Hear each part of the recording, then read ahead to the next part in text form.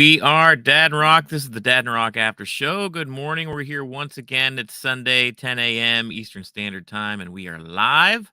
So be sure to interact with us. Leave a comment. We're here to talk about Andor. Welcome to Wrexham. Game of Thrones, House of the Dragon, and Lord of the Rings, The Rings of Power. Pretty soon we're going to lose a couple of these shows. We're getting to the end of the season on a couple of them. Yeah, two of them are coming to an end quickly. But there was something I wanted to go ahead and say real quick. And mainly because we just hit 400 followers over on YouTube, which is a massive number for us. I mean, we were struggling to get to 100. We thought 100 would be fantastic. We're at 400 now. So, guys, everyone has joined us, has subscribed, watched our show, periodically. Thank you so much for going ahead and help us hit that number. Our next big one is 500, so we can go ahead and ask your guys' input on what shows you want us to go ahead and follow, rather than us just assuming. Yeah, we'll be able to do like community polls and stuff on the YouTube page. So yeah, the closer we get to 500, the more that we can do. So I can't wait for that. Yeah, that's gonna be a big one for us. So we're looking forward to that. But first and foremost, thank you guys so much for listening to us, subscribing, joining the family, the works. But we have a show this week we want to talk about. Is it a Star Wars show? Yeah, Star Wars or you know what's funny? Andor, like I always think like, when in a sentence like and/or. Like, you could do this and or that, and they decided to name a Star Wars character after that. Dude, that is such a bad dad joke right there. That's not even a joke. It's just something every time I see his name, I'm like, what a weird name. Okay, guys. Well, we're going to go ahead and roll into it, and let's check it out. Have you checked your walk-away bag? Yes. And the one on the fonder? I don't like seeing you nervous. There's nothing else you can do, Luthen. They're either going to be okay out there or they're not. What? That's a daring prediction. Bel's the only one who traces back. No. The thief, Andor. I wasn't careful. You wanted this to happen. This is what it took. It's never going to be perfect. I have a complaint about this episode. Uh-oh, you got a complaint. Oh, boy. Okay. So you want to get the negatives out of the way first and then dive into the, what's good about it, or? Just one comment. I'm disappointed. I feel like last week with the Mon Mothma stuff, we were promised this dinner party that they were gearing up for. And it seems like we blew right by that. We were in the taxi cab after the party was over. Oh, see, I was pleased that we didn't get it. I would rather want to speculate on what happened rather than seeing what happened. Because I think there's going to be things that are going to be connecting to that later on that we may get flashbacks to it. So I would rather not know exactly what happened than know what happened. Because we got the whole interaction between her husband, and her daughter, which her daughter is cut from the cloth of her husband. Yeah. So that was I heard that before from other people that I would rather have seen the uncomfortable. I would have rather have seen her be the politician that she is in front of these people that she hates. Yeah. But I'm of the mindset of less is more. Okay, that's an interesting take. I'm of the prospect of like show don't tell. Don't tell me these things are happening and then recap it after the fact. Like, show me the scenes, show me the goods. If you say Sly Moore is going to join us for a party next week, and then next week we cut right to the ride home afterwards, I'm like, all right. I mean, that's an interesting choice. I get what you're saying, but I'm of a different mentality there. But yeah, that was my one complaint for the episode. Otherwise, it's still slow and immersive. Like, it's definitely, I mean, this tone of this Andor show is so different from anything else. Yeah, and I'm enjoying the confrontation between Andor and the other members of this crew. Yeah. Or like the young kid, how he's sitting down there and he has that like wayfinder type thing in one hand, and I'm not sure what the other one was in his hand. He's going back. It's a big philosophical thing he's going on about. Mm-hmm. And we know the outcome of these people. I see. Now, this was my biggest thing that I'm enjoying about this show to this point, with the character building they're doing with this group of rebels that we're seeing on this planet, compared to, well, I'll just say House of Dragon. Mm-hmm. We talked about it last week. When that young kid dies, and he's inevitably going to die. I don't know when he's going to die, but I've got a feeling he's going to die. It may be a horrible death too. I'm going to feel that because I'm getting connected to these characters. I'm getting connected to all those rebels that he's working with, that he just basically came in and said, and he came clean. I'm here for the money. I'm being paid. Right. But he's there to do a job. When they're marching and getting ready, he knows where your weapon should be, and he knows the Imperials will know exactly where the weapon should be, and if they're not right, they're gonna know something's wrong. Yeah. So just the back and forth between the leadership and Andor, and just him coming clean, it's like you feel the tension between them, but you're also feeling the reliance on each other as well. So I'm digging it. Yeah, I did like all the Andor with his ragtag group this week. That was it was good progression there. It was good character growth. I mean, the scenes between him with Andor and Skeen, the one guy that actually does call him out and says, that pulls out cuts the kyber crystal from Cuts his the neck. kyber from him, yeah. And earlier in the episode, even they had great conversations the whole one. But earlier in the episode, where they were talking about he saw the tattoos that was on Skeen, and they started talking about being imprisoned, and the tree remembers what the axe forgets. I thought that was like That was just a a great line. And and then later in the episode during the apology, where Skeen is talking about why he's in this from the get-go, like what makes him, he already hated the Empire, and then because of the Empire, his brother committed suicide. And because of that, like he's even more, he doesn't even have a word for how he feels about the Empire now. Yeah, and I like what he said too. He said that's as much as the apology you're gonna get out of me. Yeah. And But I thought Andor was like, that's good enough. Yeah, I thought Andor was going to say something like, well, okay, or good enough. Or I thought he was going to give something. But then again, it falls back on my whole opinion on the dinner party. Sometimes less is more. Just the look and the facial expression was enough for Andor to know, okay, he accepted that, and they're going to battle essentially together. Yeah. Yeah, all that stuff was good. Oh, you know what I like too? I think with the one character, the Lieutenant Gorn, which is the Imperial that they're working with, Yeah. the guy that's actually on base.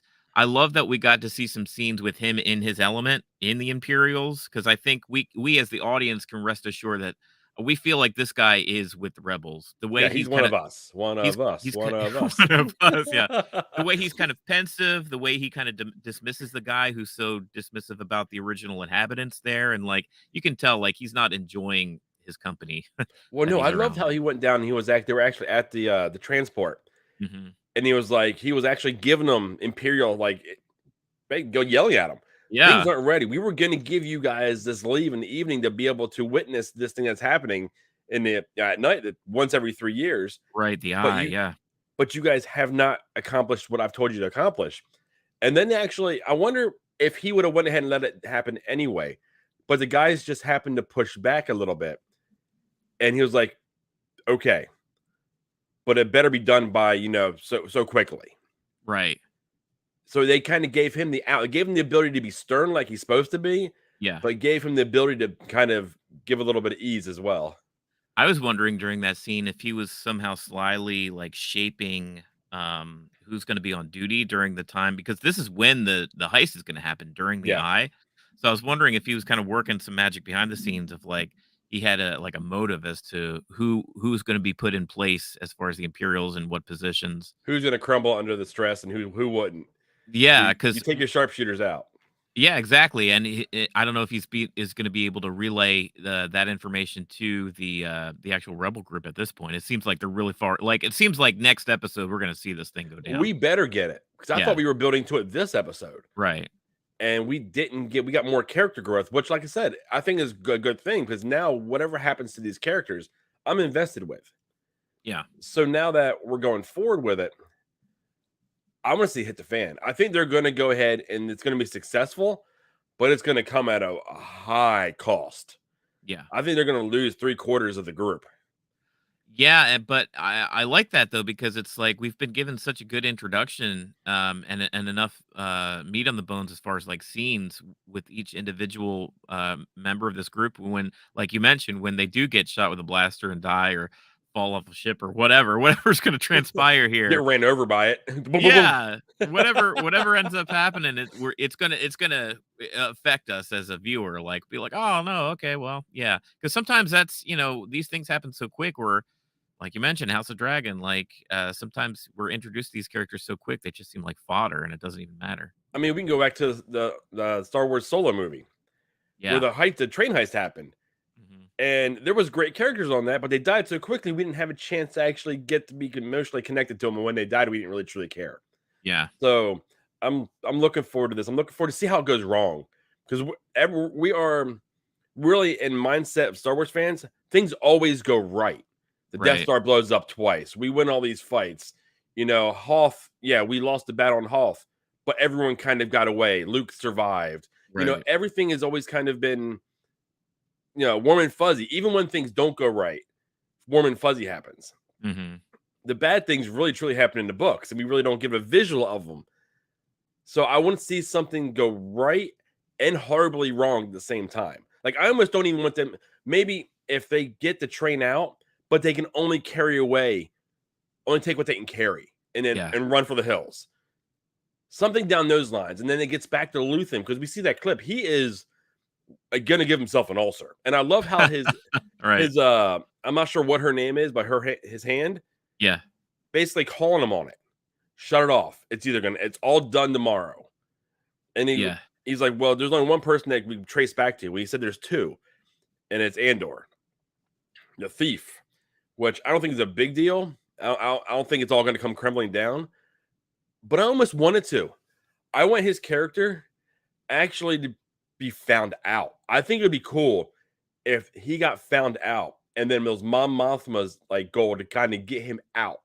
Like somehow he breaks out of whatever Imperial prison or whatever it is. They send, you know, Andor. They put together another team. There's more people that we don't know what's going on. People that's actually on Coruscant, that's got eyes on what's happening, and they get him off Coruscant, and now he's a fugitive of the Empire. Yeah, I think that would be interesting. Somehow these separate storylines are going to intersect at some point, because the Mon Mothma stuff has been fairly separate so far. She had that one scene with Luthen, but I mean, I feel like we've got the stuff with Cyril Karn, the guy that lost his job and now he's staying home with his mama. Like that right now is like so separate. How is that going to come back into play? So yeah, I'm looking forward to the Imperials, the ISB, that whole thing going on. Yeah, that's separate. So we have a lot of separate storylines going on that need to be merged into 2, maybe 3 at most. Yeah, to kind of move the story along, because we know next season it's going to be 3 episodes and 3 episode chunks. It's going to be a year. So 3 episodes is a year, and the next 3 episodes is a year. So we need to kind of move the story along now to get us to where we're going for next season. I do expect that this heist is going to go sideways, because that's just more interesting story-wise. But on the other hand, if they're actually successful with this mission, they end up stealing this huge like bank of payroll, Imperial payroll. You get the feeling like this is the biggest chess piece move from the Rebel Alliance thus far, or the Rebels thus far. Like, if they actually get away with this, you feel like this is kind of the first step. It's going to bankroll things. Yeah, because Luthen even says so. He's like, you know, this is all over tomorrow, or it's just the beginning. Like, if this is like their first real foray into something, that would be interesting too, to see, like, to capture in this show, like almost the big bang, or the starting blast, the gunfire that like starts the rebellion. Like, this payroll money could like start, you know, really kind of getting them moving. Because the Imperials really don't know anything's happening right now. They think it's just little like groups that just aren't happy with them. Like, malcontent that's going on. Right. This here could actually it could finance ships. It can finance, you know, the fuel for the ships, bouncing around, not needing to be in hiding. Because frankly, if you have a ship and you have the power, you can actually be in areas and defend yourself. Right now, it feels like they're all a bunch of ragtags living in the woods. Right. You know, basically like the Ewoks throwing rocks and arrows. Yeah, not too far from the Ewoks, right? Like, even their little their setup, you know, it's not built to scale. The little, when they were having their meeting, they're like, you know, lines in the sand with the dirt and stuff. So it's like yeah, so they're not too far from Ewoks as far as that goes. But yeah, so it would be interesting to see, like, because when we see them in the movies, I mean, those big like Mon Calamari frigates, and like, I mean, they seem pretty well funded by that point. Yeah. The Rebel Alliance does. So it's be interesting to see him get to that point. Well, I think it's not even so much the money that needs to get them to the Mon Calamari, because the Mount Calamari are going to have the frigates. They're going to have, you know, it's getting the money already. Board. Yeah. It's just, getting them a part of their cause. Right. And that's going to be the fun, because that's going to be the political side of it. That's going to be the Mon Mothma. That's going to be the Luthen. That's going to be them. That's going to be Leia. If we see Leia is, I mean, we also have her dad, blanking on his name. Bail. Bail. we have all these political things that are going to go on in the background that actually bring these other people aboard. So you have your actual soldiers like Andor, but you need the political power behind them to pull the other people and convince them to join them. You know, one other thing I wanted to bring up too, we're introduced to Mon Mothma's daughter, and her name is Leda or Leda, which is so close to Leia. I just thought that was interesting. Like, not only that we were introduced to this new character, like we learned she has a husband, like, okay, because we didn't know all this, like this personal private life of Mon Mothma. I don't know, does it get into her family in the books at all or no? I haven't been one that really dove into anything with Mothma. Yeah, I'm not a Mothma person. No, you have this really wicked opinion of her. I thought maybe there were some chapters in a book where you were like, oh, and so well, turned I mean, off by her. there are chapters in books, but it's mainly her weakness. Her weakness has always been against having some type of defense force, having some type of navy to defend them. And if they had that defense force, the fall of the New Republic would never have happened. I just thought it was interesting. We get introduced to her husband, who she has a really contentious relationship with, and even her daughter, stepdaughter or true daughter, that she also has a contentious relationship with. And they decided to name this character, this daughter character, Leda. I wonder if that has anything to do with a kind of a tribute or a, to Bail and Leia. Right. Because Leia and Mon Mothma are really close. Mon Mothma and Leia is almost Mon Mothma's daughter. Right, that's what I'm getting at. Like, I wonder if Mon Mothma has regrets later down the road, and she sees a potential to like really be there. Like the relationship that she couldn't get right with her daughter or stepdaughter here, she wants to get right and bring Leia in closer to have, like you're mentioning, like pretty strong bond with Leia. I mean, that's very possible. I mean, I didn't draw the connection while watching it, so it's interesting that you bring that up here. But what do you guys think? Are you guys enjoying it? Because we're enjoying it. It is slow. There are some slow parts of the show, but it is building characters between Mothma's family, between Luthen and his worker in his shop, between the rebels that are on that planet. Thorn? Oh, I can't remember. Yeah, I don't remember the name of the planet. If you guys know it, throw it in the comments. Let us know what you guys are thinking, because we're enjoying it. We have a few more episodes left here before it all goes to hell. Hopefully we get hopefully we go ahead and we get the heist. Mm-hmm. And I want to see the beginnings of the Eye. That's what I'm looking for. I'm looking forward to that. I'm looking forward to TIE fighters flying in and getting drilled, because it's going to happen. So hearing him scream in, seeing him hit, seeing him tumble to the ground, that's all going to be fun. But guys, drop it in the comments. If you haven't already, like and subscribe. We do this, like we said, every Sunday morning, 10 o'clock live. So your interaction is very welcome. We love it when you guys have some live comments to let us know about. But I think we're going to go ahead and move on to our diamond in the rough here. Here we go. Hang on to that for the playoffs, that belief. And how many goals have we scored this season in the last minute or in injury time? Yeah. Which just goes to show that we just don't give up. They've battled and battled back, and the excitement when we get a win now, and especially last minute like that, it's like, wow. And isn't it lovely to see all the people waiting outside the club to get autographs? The kids waiting for the fans. We didn't used to have that. They'd all be gone. Oh, and seeing children around Wrexham with Wrexham shirts. Yes. Not Chelsea. Not Chelsea. Man United. Liverpool, Wrexham. Yes. Let's go! You got it. I thought that clip was fitting when she was talking about how the kids in the town are asking for autographs and, wearing Wrexham jerseys rather than Liverpool and Man United and Man City and all those other big clubs in the area. And I had an opportunity to sport the shirt. Yeah, it's cool. If you guys are subscribers to us, you probably saw the short video that we put out on the channel, that Chris put out on the channel, showing that he got the outfit and he got the uniform finally. And it's a little snug. I'm finding out that a 2X in Europe or Wales is a little different than a 2X here in the States. Right. The length is the same, but man, the belly is showing. Yeah. And you're a bit of a taller guy too, so yeah, but whatever. It looks great.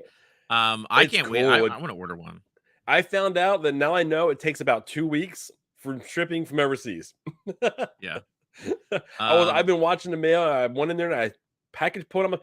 Then I flipped it over. I was like, I had the Wrexham logo on. I'm like, I got it. I know that's pretty awesome. That is exciting. Anytime that you get something from over, I guess China, the stuff's sent from China all the time. But I ordered. This is a stray. I apologize, but I ordered. There was a YouTube thing from Britain called Webby or some kind of like spider, like animated cutesy little cartoon spider thing that was a British property.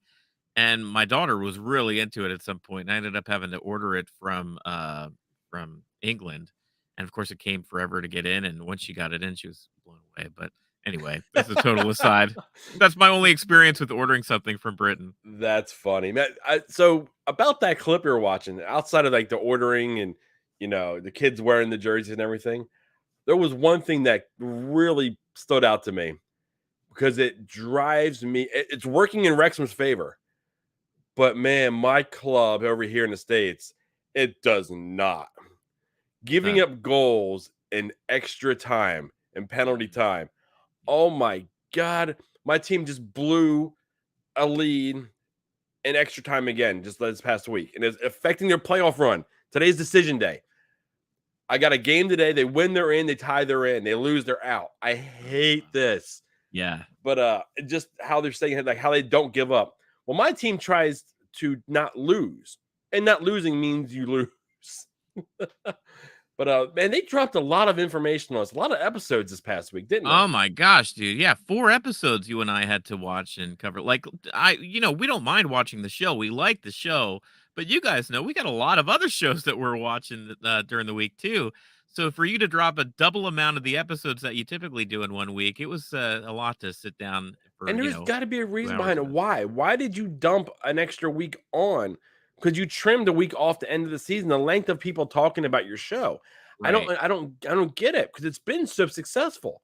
Yeah. Now, I mean, I noticed this week here when they did this, there was an hour, at least an hour on ESPN, the main ESPN, not ESPN2 or anything, where they were showing the first like two episodes, or maybe even first 4 episodes. I'm not sure actually how long it was, but it's gaining traction here in the States. So to burn off some episodes makes no sense. Yeah, it was a curious decision. I'm kind of wondering like what the decision making was like to do that, because it pretty much cuts off a whole week, like you said, from the lifespan or length of the airing of this first season. But whichever, I mean, it's always been kind of hard for us to discuss because we got 2 episodes, but now we got 4 episodes.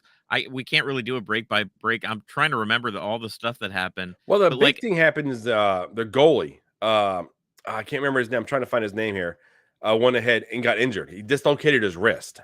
Yeah. And they said it can almost be a career-ending injury. Yeah. It was interesting going through and seeing him actually talk to his doctors and everything. And we say, you know what? If it goes really well, you'll be fine. But a lot of times, this is a career-ending injury, which is terrible because, I mean, he's been on fire. I think he's one of the reasons. He's as equally responsible for them doing well as Ollie Palmer and Paul Mullen. Yeah. Because he's back there and he's saving. I mean, he's knocking out of the park. And then you got Dibble, their backup goalie, who wants to do it. But dude, he really shit the bed in that one game. Oh, he did. Luckily, they came back ended up 6-5 or whatever. All those games. I could not imagine being in the crowd and being a fan of Wrexham. Right. I would be so out of my mind angry. Yeah. Of what's going on. But you think about it, you go from them whooping them and them doing great to also them giving back all those goals and losing. They're coming back and winning in extra time. Right. I mean, the level of euphoria that you would get during that. I don't think we have any sport here in the States besides soccer itself that could give you that, like, basically range of emotions within one game. Yeah, just the highs and lows. And you know what? I've noticed too during a game of soccer, it's just like one score can make all the difference. Well, let me shut up. You got something. Bring it in. Yeah. It's not sure if you guys knew, but ESPN are airing Wrexham's Cup game over here in the United States next Saturday. I always complain that there's nothing to watch on Saturday. Now, the Wrexham's Cup, is that them what exactly are we talking about here? Is this just like a playoff type thing that is happening within like kind of like the FA Cup? And because I don't think they're that far along in the season yet to be able to go ahead and wind up in promotion, or is this last season's like playoff? I'm not sure what exactly this is here. Let me get you webcam. We'll just bring you on. You could be part of our Wrexham talk here. We need a guest spot. Well, I can't. If that's true, yeah, I can't. I'll be tuning in. I always complain there's nothing to watch on Saturdays. I'm not a college football person. Mm-hmm. I've got something to watch. Well, I mean, there's a lot of premier games. Oh, it's the FA Cup. Okay, yeah. So that's the one being playing in Wibbly. That's interesting. That's wow, yeah. I'm in. They mentioned it in one of these episodes. That's the power of Ryan Reynolds, right? Just like that whole episode with him coming in and shooting like the commercial. I thought that was funny. You know, some of the Ryan Reynolds stuff was getting a little I don't know, whatever. A little Ryan Reynolds goes a long way. So when you add too much, it gets a little like irritating. But I thought that mix was good, and especially bringing in Rob that episode to do like the voiceover and being jealous that Ryan was there during such a great game, like an influence. That was the game that decided that they were going to Wembley, right? I believe so. Or was that the one that? Yeah, because he actually had the keeper, actually with him because he actually had the surgery and they were up in the stands. Yeah, and that was the up and down game. Yeah, I loved Ollie Palmer because that was a promise that they had at the end of last week. They just teased bringing Ollie Palmer in, and he was like the Irishman from Braveheart. And to see him come in and do the work that he did and have time with him, and you see the friendship and the bond that he has with Mullins and stuff, that was cool too. Well, the team now has a solid 9 and 10. Yeah. I mean, Mullins is going to hold the ball up for him. They're going to get up there. He's going to hold on to it, and he's going to free up Ollie Palmer. And you're seeing it happening. And I loved when he scored. I think it was his first game. He runs to the crowd and just throws his chest out and he's screaming. It reminded me of the Irishman from from Braveheart. So just that personality and the run they go on. It just seems like they're going somewhere. It's when are they going to get out of this actual division? So I'm seems inevitable at this point. Like if it doesn't happen because we're in a new. Are we in a new season now? We're in a new season. Started in as August, far as I know, is they finished second in the season they're showing us. And they wound up in the playoff. Because even in this last episode we've seen, they went from top of the table, and then they dropped to second. Yeah. So they're going to wind up in second place. And they're going to be in this playoff, and I think heartbreak happens. Kind of like an AMC theater. Yeah. Right. I guess that's what they're saving the final, because we only have one more episode, right? It was going to be a total of 16, and we were through. They may 15. give us an hour episode on it. I'm not sure exactly. Every time I turn around, they're changing the format, changing episodes. That's what I'm expecting, is that we'll probably get an hour. IMDb now has as 18 episodes: Hello to Wembley, Romance, and Do or Die. So let's just keep going. Hey, why not? How about 30 episodes? Come on, welcome. Look, I like the show. Don't get me wrong, but let me know how long the season's going to be. Give me some kind of consistency week to week. Well, I wouldn't even say Wrexham. I would say FX. Because FX is really is doing this to us. They don't know they don't know how long. I just mean the show. Welcome to Wrexham. Yeah, the town has nothing to do with this. But oh man, but I love going back to the whole thing. Yeah, 3 episodes. Okay, 3 episodes left, which IMDb is telling us here. I still love the town. I actually love seeing inside the actual training room where the coaches were getting irritated at Reynolds. Kevin Mulholland was the guy's name. You caught that too. Yeah. I love how he was saying how it's just I mean, back in better words, crap, that he was there and distracting the team and everything. When they had this big game coming up. Yeah. It reminded me a lot like the NFL, where we have Hard Knocks. And we're actually seeing the inside, and we're seeing how teams don't like the distractions. Right. Even though Reynolds and Rob and Ryan brought all this money to the team, and they're there, and now the lights are on. I think that's what it is. The lights are so bright on them now. They know they have no choice but to win. They're bringing money in. They're bringing the fans in. They're bringing the attention from the world. They're bringing us in. Right. And if things don't go right, they know that it's their heads. They're going to roll. The players aren't going to roll. The ownership isn't leaving. The fall guys are always on the coaching staff. So I think the pressure is being ratcheted up. And it's more so by, I don't think Phil Parkinson's feeling it as much. I think it's the guys underneath him. Well, it's a double-edged sword, right? I mean, like, more money, more problems. I mean, Ryan and Rob, like, they're doing what they're supposed to be doing. Like, the stuff that Ryan's doing, that we see in this Hollywood episode here with, like, I mean, he's brought in, because you gotta admit, like, because of Ryan Reynolds and Rob to a degree too. Like, I mean, look at your shirt there, TikTok. Like, what a huge brand to be associated to your club. You know what I Well, mean? on TikTok on and the back of Aviator it, it says Gin. Expedia. Yeah, like, that's a big upgrade from the local trailer manufacturer that they have there. Not to disparage that at all, but, like, that's just, like, a ton of money they're bringing in. So it's like, you kinda have to, like, go through these things, and I understand even where the guy was coming from. Like, it's a lot of pressure, and when you guys are already so massively busy anyway, so to bring in commercial shoots during that stuff, it probably seems innocuous in the moment, but this stuff is gonna end up in the long term is gonna end up paying off big time. Well, then you have players now that we're seeing, like we had one in this episode where he wasn't getting a whole lot of playing time. I forgive me, I don't remember his name, Yeah, but they actually sold him to another club so he can actually get playing time, which is a big thing that American fans don't understand when it comes to like American sports. Outside of the MLS, we don't see that. When we hear sold, we think trade. right. So you get a player in return. A lot of times when you sell a player's contract basically to another or lend that player out, that player you're getting financial compensation for it. So when that team receives that money, say for instance MLS, say I'll go ahead and say with Columbus Crew, Cucho Hernandez. Say for instance, Wrexham is interested in him. We can lend him out, and they will give us financial, compensation for him, and then we can go ahead and buy other players. So a lot of times it's used to go ahead and bring other players in because you have that influx of money. I thought it was cool them showing that, and actually the attachment that he had to the city. He didn't want to leave, Right. but he understood for his at his age, for his career, he needed the playing time that he wasn't going to get here in Wrexham. And I thought it was awesome how they showed that, because that's a part of soccer that a lot of us American fans don't quite understand.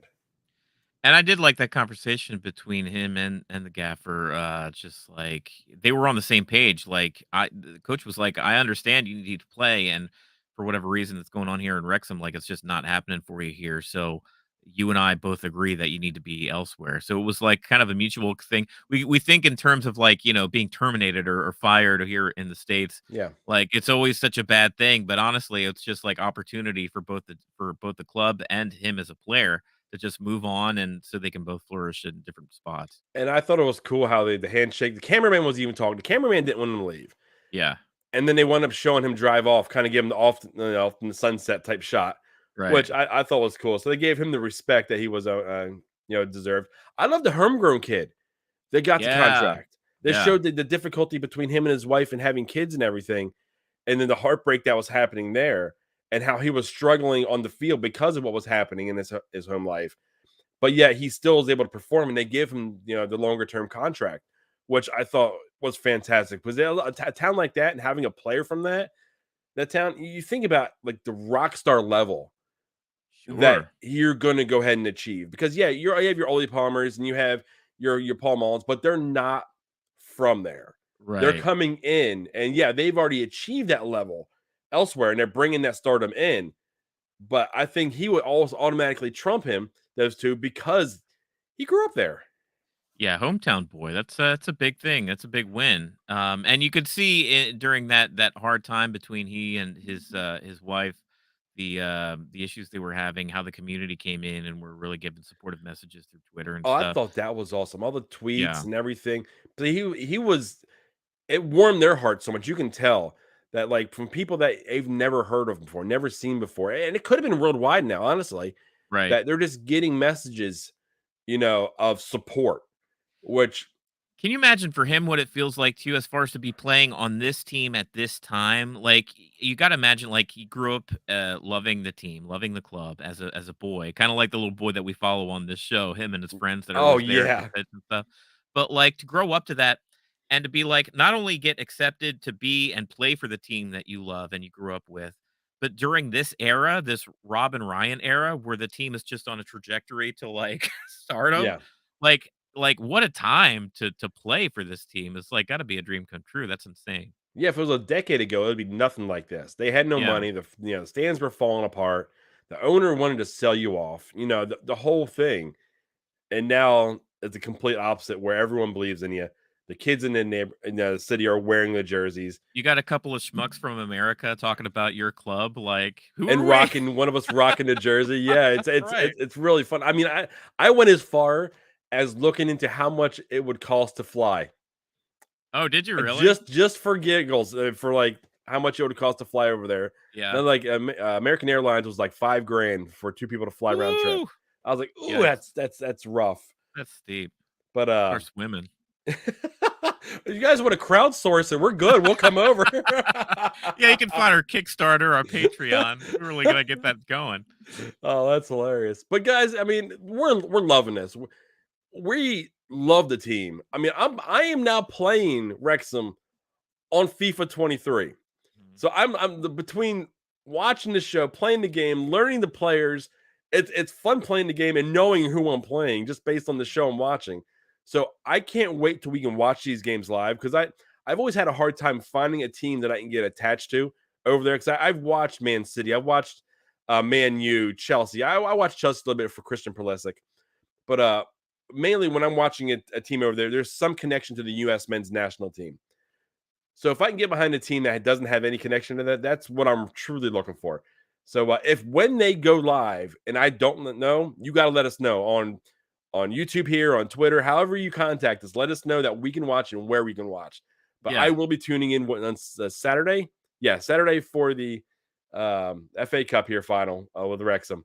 But I mean, I think we've gushed enough about this. What do you think? I think we're good. Yeah, let's move on to the next guys. show. Well, drop any comments or anything below. Put them in the comments if you're watching recorded. Let us know how much you are really enjoying this show. And I believe it is time to move on to our next show. What do you think? Okay, well, let's do it. Seal it up.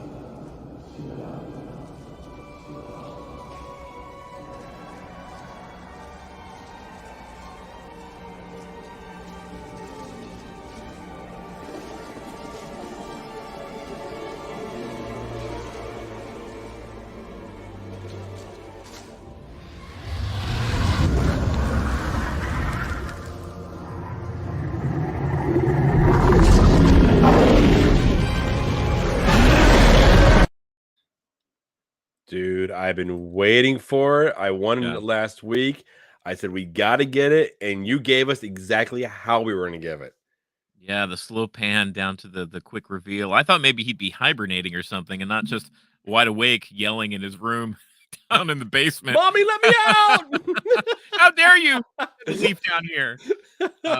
Yeah, I think they must. I mean, that was just pure fan thing. Like for people that maybe even haven't read the books, were just fans of the Peter Jackson movies, to see that and that exact design, the same design that's in the Peter Jackson movies, roar at the camera.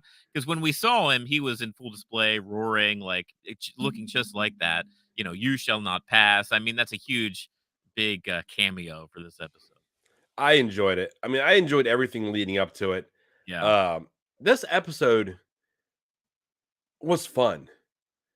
I mean, I enjoyed this. I still love Durin and Elrond's relationship. Oh, yeah. I love that. I love how Durin turned his back on his dad. It's like, how can you expect me to not reach out a hand to a drowning friend? Right. And just that analogy by itself, because we had that happened earlier in the season. Hilbrand reached out a hand to man, I'm blanking on her name. Galadriel. Yeah, so it literally happened. Yeah, and pulled her onto the raft. Right. So we've already seen that visually happen between two other characters. Yeah.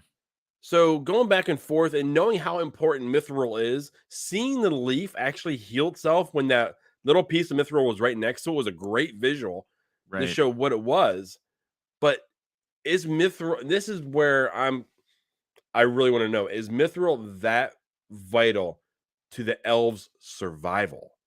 Or do they I don't know? think up in the lore to this point it's been special for sure. I mean, you can get how special it is from the original movies and stuff, but like to have those like magical properties where it was like healing that leaf, like I think that's new.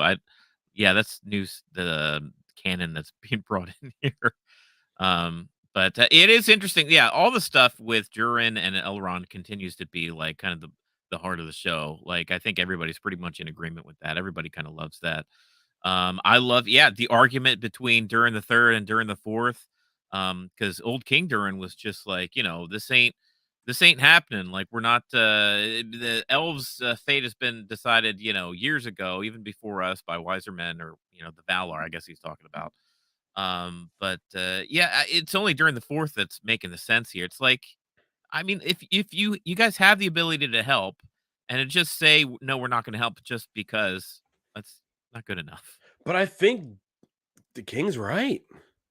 Because if you really look in the wide picture of the Middle Earth, Yeah. the reason that he goes ahead and the Balrogs are awoken and they're driven from Khazad-dûm because they dug too deeply into the mountain. Yeah, that is true. So in reality of the things, the king is right, but Durin's right as well. Why? So it's one of those moral different things. I mean, Yeah. if the things were set already in place and elves were supposed to perish, that's not something that they should actually go ahead and interfere with. And that's pretty much what he said. That's what Durin said. King Durin. I'm not sure what number he is. He's the third. But then at the same time, if the elves weren't around for the next age, if the elves died, say if the elves died out in this age, I don't think the story of Lord of the Rings with Aragorn, and I think the elves were pretty crucial to that timeline. Oh, And I think absolutely. Sauron wins the battle, and Sauron ends up, Ruling Middle Earth. ruling Middle Earth after that. So I get what you're saying as far as the Balrog and sort of that sacrifice, and it ends up poorly for the dwarves there, especially in Khazad-dûm. But as if we're talking big picture here, let's talk about big Middle Earth picture, and like the elves need to stick around. They're crucial for the next stage. Yeah, and I'm ready to start seeing the forging of the rings. Yeah. Like, are we going to see the 3 rings, the elven rings first? Or are we going to see the, was it 11 rings that there were, well, actually, all the rings that are forged are all given to the elves. Yeah. And then Sauron goes ahead and makes his own that controls it, and the elves smarten up to it. And they lock up the group of them, and they keep 3, and 3 of them go to 3 different elves. Galadriel's one of them that goes into Yeah, the and I world. think Celebrimbor is the one that has the hand in making a lot of these rings. And he's right now, I mean, there's no elves even allowed in Khazad-dûm. So I mean, we got a long way to go. I know, and it's like Celebrimbor is actually, he locks him up, and Sauron kills him. Oh So, yeah. Yeah, so he eventually, he winds up dying by his hand, but he learns from him. Mhm. So we haven't even seen the trickster side of Sauron yet. We don't even know who Sauron is right No, now. we As far don't. as there's a lot of candidates, and that's kind of the big thing around the show, the biggest mystery that's going around here currently. Do you think we'll have some kind of reveal before the finale next week, or No, during the finale next week? I mean, I don't know. I don't know if I want it. okay, I think the intrigue and the questions. Little side note, I went and purchased a new bed this past week, and when I was talking with one of the guys, he was talking about his nerddom and how he's like walking. There's like, I guess there's a way for you to walk Middle Earth, and they're walking the paths of Middle Earth, like to the Shire and everything. And so we started just talking about Rings of Power, yeah. and he didn't even think of Hilbrand being the Witch King. Oh, really? I dropped that on. I said, "Do you think Hilbrand is Sauron?" He said, "Like, oh, I hope not. I don't want that. I like him too much." I said, what would you think if he's the Witch King? He was like, "Oh," and it didn't Yeah, even dawn on him.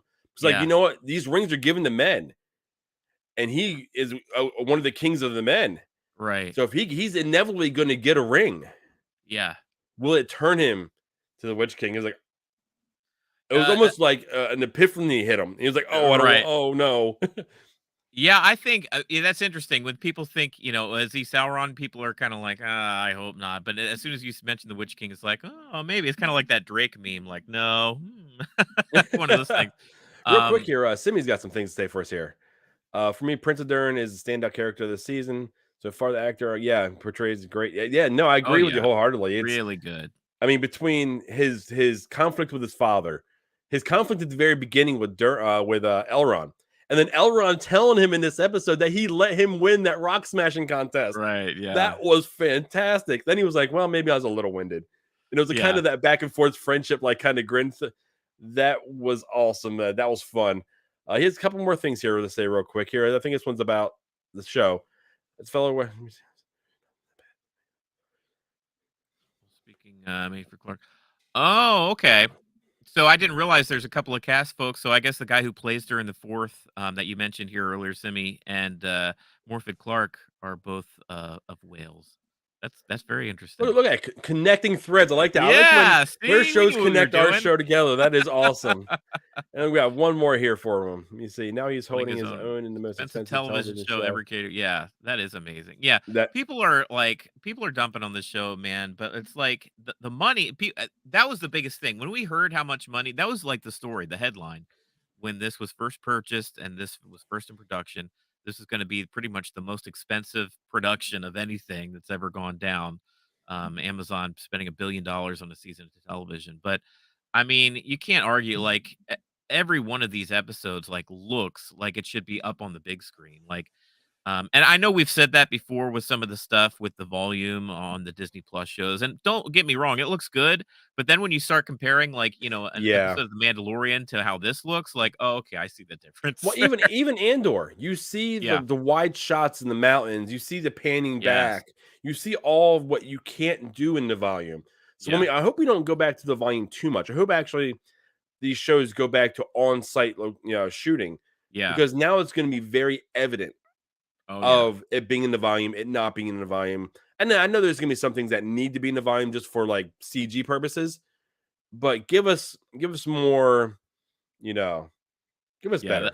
That's a whole other talk. But yeah, we're in agreement here. We love the portrayal of Durin here and the actor that does. Simi mentioned the name of the actor who plays Durin currently. But yeah, we're both big fans of. What do you think of the Harfoots and the Stranger? I actually thought we had some good movement of that story this week because I mean, so we find out that Mount Doom throws a huge fireball all the way to this orchard that they're on their way to. It pretty much burns up a tree, burns up the orchard that the Harfoots were kind of depending on to get some nourishment during their travels. It's totally burnt down, so they enlist the Stranger to help. Of course, he's, his magic's a little scary when he gets down to speaking the Elvish and the whatever, maybe some Black Tongue, I don't know. But when he goes to that tree and starts to do his healing magic, it's kind of scares everybody. He knocks down Nori by accident. So they're like, well, no, Nori actually went ahead and one of the little girls was going forward. Nori dove forward to save the little girl. That's right. Which was awesome. It became just too much of this guy is maybe too scary or too dangerous to be around. And he's trying. He's trying his best. He essentially he's learning his magic. Yeah. And he's he does trying feel to help bad. them.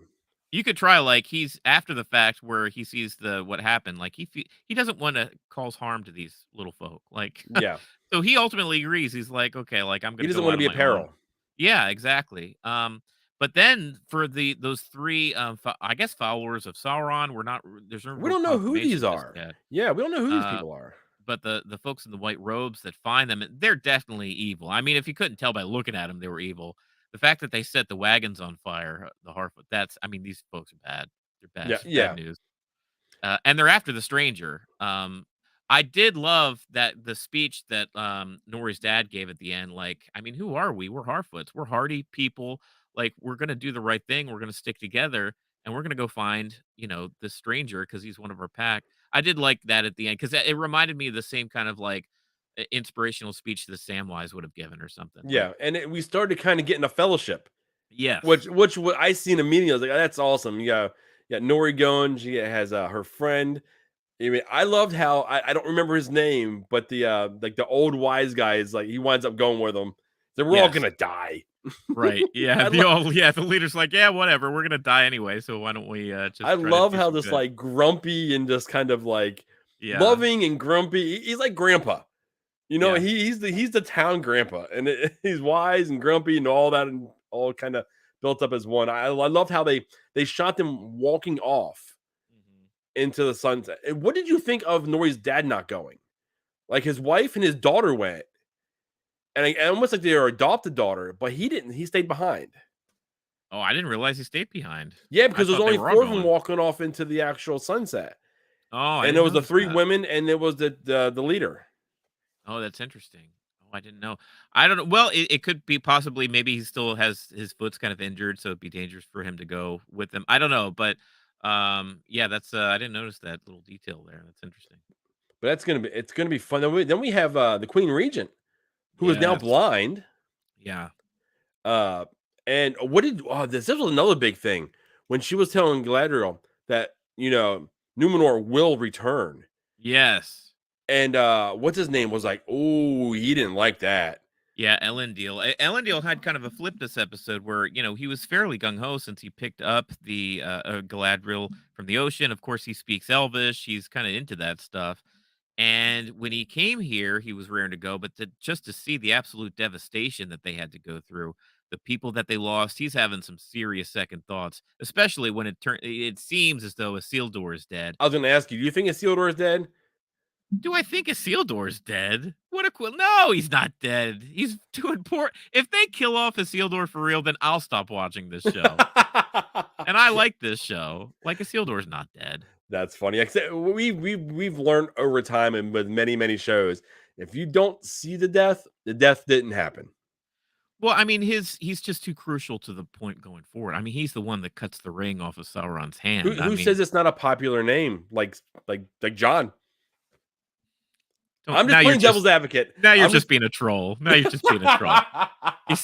is Elendil's son. It's not like Elendil's going to quickly go ahead and have another son named Isildur real quick. Like, come on. Got to name him in his, in Yeah. honor. Right. He died in battle, so I need to name. No, but you bring up an interesting point. It's like, why even throw this little thing in? Like, is it for the people that are watching this show and have no idea about Isildur? Like, it's just a weird thing. Like, why even put that little plot thing? Like, oh, is Isildur? Did he die? And that, like, what a weird thing to put in there. Well, but yeah, people that are watching the show know the show. Yeah. It's not like the House of Dragon, where a lot of people that didn't watch Game of Thrones is now watching House of Dragon. People that are watching this show know what's going on, know the grand scheme of things. Like Andor, we know the ending of Andor. Yeah. So it's not a mystery. It's just they're filling in pieces that haven't been actually filmed and been told before, outside of like the Silmarillion and some of the other history books of Middle Earth. Yeah, I did like. Well, apparently his horse was like, "No, man, he's still alive." Even if his horse was like, "No, he's going to cut the ring off Soren's finger." Well, I had to explain that to my wife, and I explained it in House of Dragon terms. I was impressed that she understood. So you know how the dragon bonds with its rider, right? Essentially, for Numenorians, the horse bonds with its rider. Yeah, and the horse knows he's not dead. The horse wants to go back and find him, and when he gallops off, I almost had like pictures of like the White Wizard. Oh man, I'm like, why? Gandalf. Saruman. Oh, no, Gandalf. no. Yeah, Gandalf riding off. The White Wizard. Well, I'm thinking later in the series. I know, Gandalf the White, yeah. With Shadowfax. Yeah, without anyone on him. And it just had that same feeling to it. Right. Yeah, and even the Numenorians. I mean, Aragorn is, a descendant of the Numenorians, and in the movies, his horse Brago is the one. Remember, after he gets off that cliff and he's like in the river swimming, and Brago, his horse, is the one that actually finds him and like lifts him up and takes him back to the Rohirrim and stuff. So yeah, that same kind of thing even happens down the line in the Third Age. But it's very cool. Yeah, this episode, I'm enjoying it. I'm ready to see some more things happen. I love seeing action. I love seeing consequences from Mount Doom exploding. I love seeing everything being covered. Them getting out of the area, finding the Numenorian camp. I'm curious what's going to happen when the Queen Regent and everyone gets back to Numenor. What's going to happen there? One more thing we got to talk about is the stuff with Galadriel. She kind of wallops us with some details about her husband, Celeborn. which has not been even discussed or talked about in the show, and it's been a big complaint. Like, where the hell's Celeborn? She's supposed to be married at this point. Where is he? And apparently she thinks he's dead. Like, that's a big deal. And I'm thinking, and the general consensus is the people that watch the show and know the lore of Lord of the Rings, that he's not really dead, that he's off somewhere or he's captured, and they'll actually come together again at some point.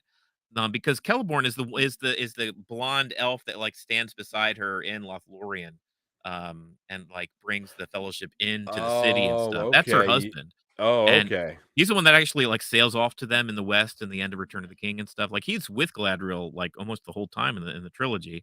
We don't notice him as much because Galadriel is such a presence in those movies. Yeah. But he's definitely a part of that. So it's interesting that she drops that she thinks at this point in the story that he's dead.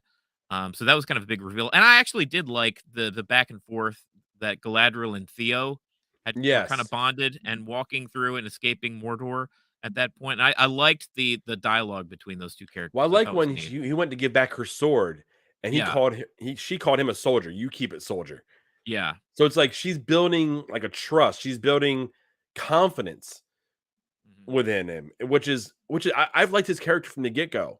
yeah, So the fact that he's getting more time, he's getting more, becoming more and more important. We yeah, see the emotional strife that he's going through as well with his mom, with him fighting over the sword. He's blaming himself yeah, for basically Mount Doom exploding. And I love right, how Galadriel was like, "Don't put that on your shoulders. That is not your fault." She's essentially saying it's her fault because right. she hasn't, completed her mission from the get go. What we see in the very beginning of this season. Yeah, good character work this episode. I did enjoy it. It was very good. Not as much action as last week, but definitely a good episode. Good episode. So what do you guys think? Are you guys enjoying it? Are you enjoying the things that we have to actually go ahead and speculate?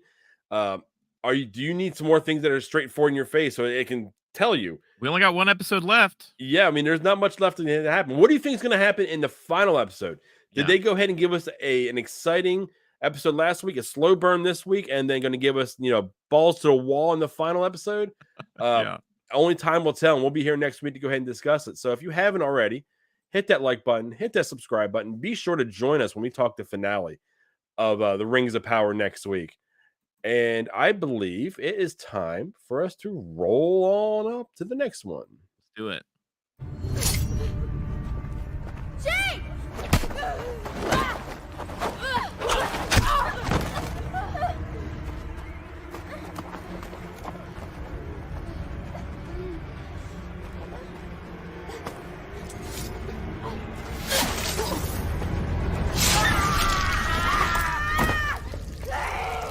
Cease this at once! Get away! My prince. My prince. Ugh. Oh, got you called me a gory. bastard. Check this out. Give me some more of that hot D, episode 7. Oh, It's, my dear it's Lord. it's bad. Like, yeah, that was a clip. Look, that clip was gory, and when I first saw that you pulled that clip, I'm like, oh gosh. But you're right. I mean, this action is pretty central to like how the story develops between the rest of these characters going forward. I mean, this is like we thought things were split before. Things are real split now. And we're seeing Um, it within the generations now. mhm, It's like we're yeah, seeing Allison feeding her kids this information. We're yeah, seeing where Rhaenyra is protecting her kids from things, where the youngest doesn't know who their dad is. The right, oldest knows what's going on, just yeah, not verbalizing it. And the winner of a fight isn't always the one that fights clean. And I loved how right, they fought as brothers. One threw the sand up, the other one, woof, and right. just sliced him straight up. But later in the episode, I love the actual line that the kid that got sliced was, an eye is a small price to pay for the dragon. Yeah, don't mourn for me, mother. I have a dragon now. Yeah, it's like Aemon's the real winner of this fight. Yeah, Yeah, because that's a big deal. That's a big get for what we're gonna learn is the green side of the Targaryens going forward. This family, Alicent is the kind of the head mother, and because they did not have a dragon prior to this, and now they have the biggest, meanest one, the oldest one. I know So the that's a biggest big one. get. Is it the most powerful one out there?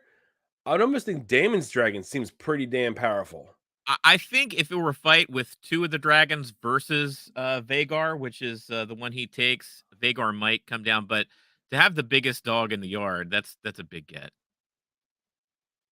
But I'm gonna well, say coming here. See, same knife that Arya used Or to kill used the to Night kill the King. Night King. You're right, Sammy. Yeah, that I think they called it the cat's paw at that point during the Game of Thrones timeline. I don't know if they call it that currently, but yeah, that dagger ends up being pretty pivotal. And that's the Yeah, one that has the theory, or not the theory, but like the premonition or the thing written out about how a like Targaryen has to Targaryen be, needs to sit on the throne. yeah, because winter is coming essentially. I Yeah. love that. I love when I hear winter's coming. That just makes me Yeah. smile. I'm like, and we heard it so much in Game of Thrones. I'm like, I yeah, know. I It's love just seeing the connecting threads between the two. anything that reminds us of Ned, because it's like Ned Stark and that character, Sean's Bean character, and funny another connection, Sean Bean, Boromir, whatever. But like, it's funny how like there's all these weaving interconnections between the four separate shows that we talk about. But yeah, anything to remind us of our first introduction to Game of Thrones is always a nice thing. What did you But think of him like sneaking up on the dragon and like he threw his hand like completely? I don't think I would have had the nerve just to throw my hand up and start speaking to him, and like he's gonna listen to me. He doesn't know who I am.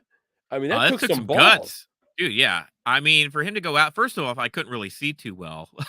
There was a whole like quarter of this episode, 15 minutes in after the sun had set, where it's like you couldn't. I don't know if it was the color grading or what. I've been watching this on HDR, 4K. Like I'm watching it in the highest quality, and even then, like the picture was muddy as heck. So it was hard, and the stuff with Rhaenyra and Daemon out on the beach, their dialogue and their coupling out there in that wooden The shack sexy out there on the time? beach. Yeah, more sexy time with Rhaenyra. But yeah, you're right. Like that took some wild guts, and what a high risk, high reward. I mean, he took the risk and Well, he's the ended up only getting a one of the dragon out of it. brothers that has any nerve. His Yeah, older brother just doesn't care, doesn't want it, has no ambition, period. So I right. think his older brother is gonna die. I think something's gonna happen to his older brother. His younger brother may kill him. It's well within Game of Thrones, Yes. but he knows that he's not in line. His older brother is. So if his Yeah. older brother winds up dead somehow, and maybe he can blame it on Rhaenyra's kids, Right. now he's in line to be king. I could see that happening because these two brothers don't even have the kind of relationship that Viserys and Daemon have. Even with Viserys and Daemon, they're already kind of not great now, but when you get the sense that when they were kids, they really kind of bonded and loved each other. That's probably the only reason that Daemon's been able to get away with so much crap, Yeah. these days.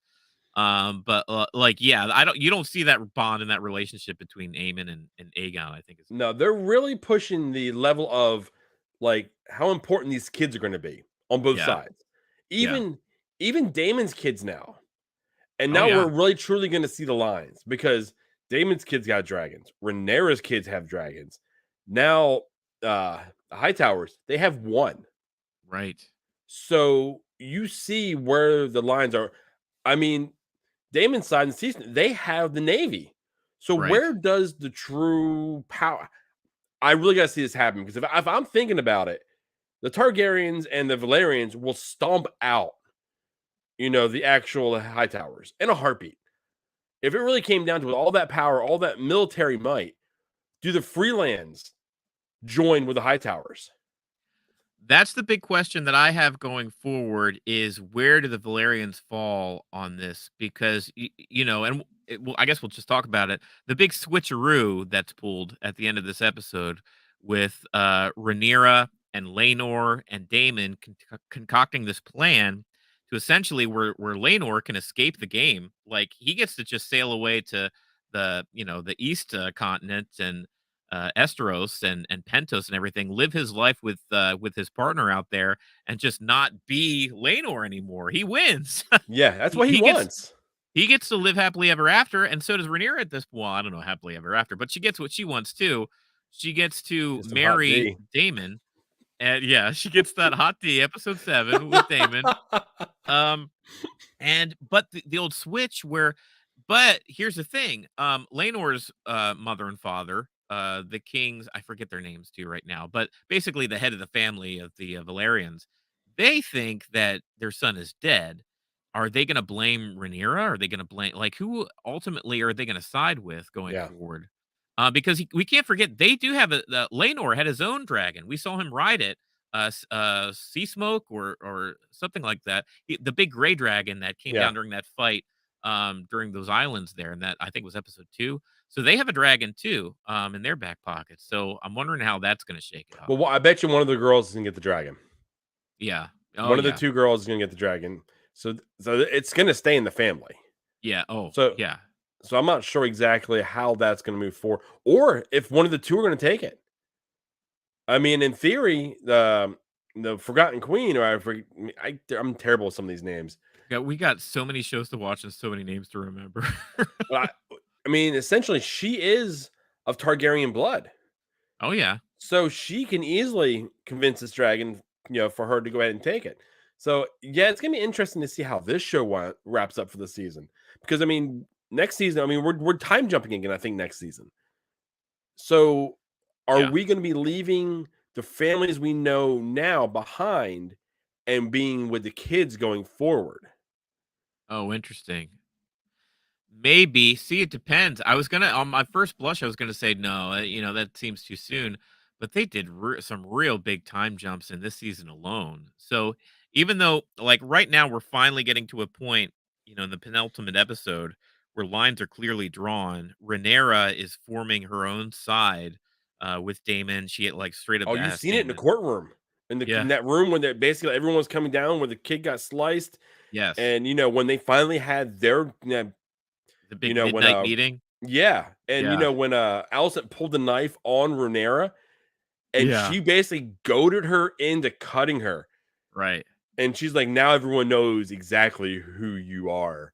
And I Right. mean, we've seen that play out in the actual trailers leading up to the show, but Yeah. it's cool actually seeing it happen, seeing Valeris see it happen. Everybody, I mean, you have Otto in the back just kind of watching. It's like, you know what? Finally, my daughter's showing she's got it in her. Right. So I mean, it's been something. This show's been interesting. That just the pace, the jumps in time. I mean, it's kept my attention. Like I don't think there's an issue with it. It's just been very unique as far as the plotting and pacing of it. That I'm definitely still invested. Like I can't wait to see how the season ends. I looked last week. Is this 2 seasons of House of the Dragon? Is that what they're aiming for? I think it's 2 seasons, but if it's a moneymaker, they may stretch it. Right. I mean, we've got a lot of generations of Targaryens between now and the Mad King, which opens up, the Game of Thrones timeline that we know. So really, they could keep the show going if they really wanted to. They could find a way to kind of keep the story of the Targaryens going until that point. I'd love to see maybe a season with the Mad King to learn how Jaime ends up killing him. Maybe you probably Yeah. have to recast Jaime as a younger actor or something, but like that would be interesting to see the lead up of Game of Thrones. But I think that's outside of the real story of the Targaryens. That's what we're getting right now is the Right. Targaryens. So that'd be another spin-off show. Like we're gonna get the Snow, not Yeah, Jon that would Snow have show. to be like a Robert's Rebellion, like the Baratheon Rebellion kind of. Yeah, kind of and I story. don't mind Yeah. him doing that. I mean, I kind of I'm a little more interested in the Jon Snow because it's forward Instead of backwards. Yeah. instead of backwards. So we Yeah. don't know the outcome of things. No one knows. There's no book. There's none of that to go ahead and let us know. Because George R. R. Martin is never going to finish these books. Let's be real. So Right. he wants to start a new one, to start series, and not finish what he's already started, which I think a lot of people are frustrated about. It doesn't hurt me any. I don't read them. I enjoy it. I enjoy watching everything on the it's been put on film. This is kind of an aside, but I mean that time period where the show is catching up to the books and then like going past the books and all the like the worry and anxiety that the actual book readers had during that period. It was just fun to watch and go through as a TV show viewer because like I was like you, was like I didn't care, like whatever, just keep giving me good stuff. Which ultimately the show, that's questionable whether they did. But it's funny. Let's see if they can adapt Game of Thrones, this world, Westeros, into something without relying on books to see if this Jon Snow show can do well. Say So that like far, 3 or 4 times, Jon fast. Snow show can do well, yeah. But so far, I mean, House of the Dragons, big hit. I think probably bigger than they expected, honestly. Yes, and it's bringing in people like my wife that didn't Yeah. watch Game of Thrones. Right. So it's making them interested, and now it has her interested. I'm curious to see what the Game of Thrones actual like ratings are now. Like, they get the viewership on HBO Max and all them and on from all of the on demand. If they're actually seeing a boost in them for people that are watching this show that want to go back and say watch the others. Right. So I think that pretty much sums it up for episode 7 of Hot D, House of the Dragon. I mean, another good episode. Like they haven't thrown out a stinker thus far. They've been all good. Yeah, absolutely. But we are Dadnarok, guys. We're gonna wrap it up for this week. If join us if you're not subscribers already. Chris mentioned that we hit the big 400 earlier this week, and we're very excited about that. But if you like the show and if you haven't subscribed just yet, help us get to that 500 mark. That's a big deal for YouTube because it gives us more options to directly communicate with our subscribers. Gives us the ability to do polls and like direct messages and stuff. Because right now we could just post videos, but at 500 we could do so much more with our channel on YouTube. So be sure to head over there, subscribe, like the video. That always helps out the old YouTube algorithm that people are always complaining about. But yeah, if you enjoy the show, if you like watching, please do like and subscribe. And I don't know what beyond that. What do you say? I think it's till next time. We'll Till see next you time. after the show. We'll see you.